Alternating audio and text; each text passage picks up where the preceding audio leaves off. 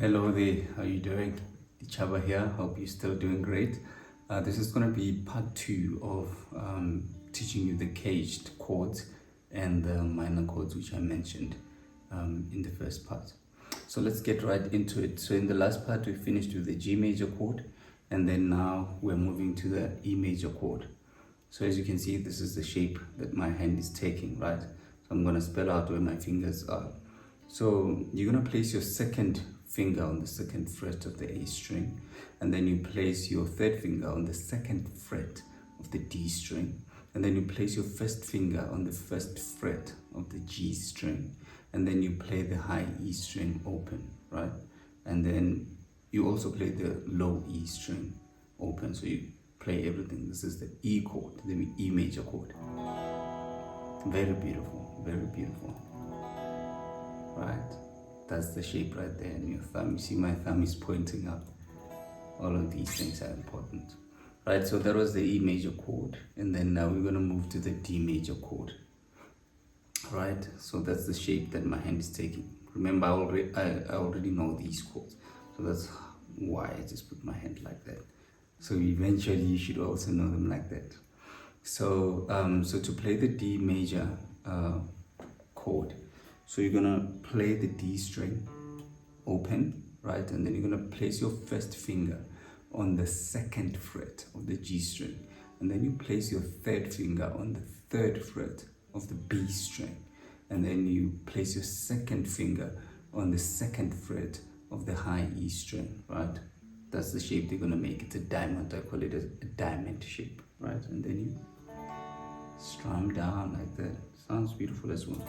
And then make sure these strings don't sound out. It's either you block them with your thumb like that, or you just make sure you don't touch them when you strum it. Right, so that's the D major chord. Must sound like that. So pretty much that's the caged chords that we learned, right? All together. So we have the C, then we have the A, then we have the G, and then we have the E, and then the D. So they don't have to make musical sense. They're just what they are. Just play them like that. They need to sound like that, you know. Yeah. So those are those chords. Play them 10,000 times if you gotta. They're gonna take you far. And then moving on to those minor chords that I mentioned. So we're gonna play the A minor chord, right? So with the A minor chord, you place your second finger on the second fret of the D string, right? And then you place, all right. So you play the A string open, this one, that's for your minor, for the A minor. And then you place your second finger on the second fret of the D string, and then you place your third finger on the second fret of the G string, and then you place your first finger on the first fret of the B string, and then you strum everything, right? Beautiful, beautiful. Sounds very beautiful and different. It's not a major chord, it's a minor chord. They always have the sound. In musical terms, they say they have a set sound. This is the A major.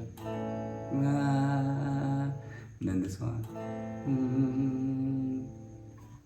Pay attention to those qualities. We call them the qualities of the chord.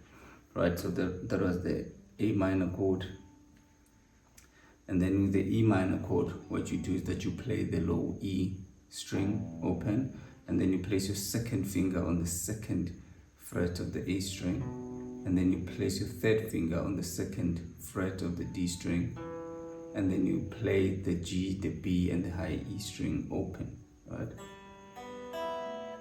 All together, I think this is the most beautiful chord. This is beautiful. One of the simplest ones, yeah. It's beautiful. I remember when I first learned it, I would just play it the whole day. It was very nice. And then lastly, we have the D minor chord. It says there, we play the D open, right?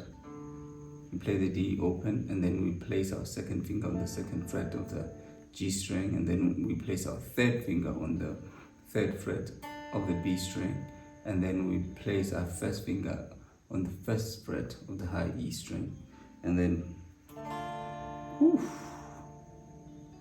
and that's beautiful. These minor chords just be sounding beautiful. You see, so we played A minor, then we played E minor, woo, and then we played D minor. It's like in the movies, whatever, when something is about to happen, they invoke emotion. So those are the chords right there. I know I was moving through the numbers quickly. That's just so that this video can be a little bit shorter. But you can keep on rewinding this. And also there will be diagrams all over the net and all of these things. So you can look at the shapes of these chords on paper, but most importantly when you are playing them, right? There's still gonna be a lot going that way, but it depends on these shapes. It's like it's all about shapes. Let me not talk too much. You'll see as you go along the way, but play these things until it just happens naturally like this. You see, so your G, your C, your E major, your A, your D, E minor, A minor, D, right?